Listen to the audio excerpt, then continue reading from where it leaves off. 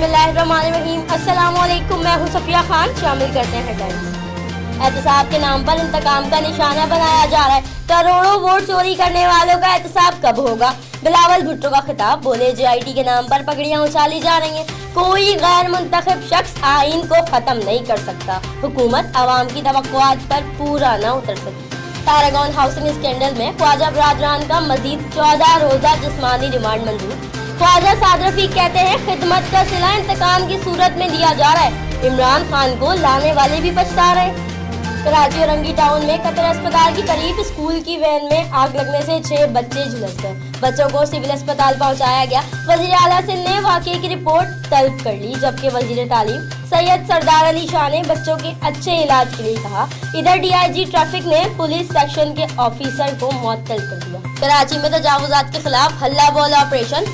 चिड़ियाघर के अतराफ से 150 से ज्यादा दुकानें और दफातर मसमार। दुकानदारों का ऑपरेशन के खिलाफ टायर जलाकर एहतजाज। ट्रैफिक की रवानी मुअत्तल हुई तो पुलिस ने सूरत हाल को कंट्रोल किया। रियासत हालात बेहतर नहीं करेगी तो ये जिम्मेदारी कोई और पूरी करेगा। ईमानदार क़यादत ही मुल्क को तरक्की की जानिब ले जा सकती है। चीफ जस्टिस का लाहौर में तकरीब से खिताब। कहा मुल्क को मौजूदा हालात तक बड़ों ने पहुँचाया।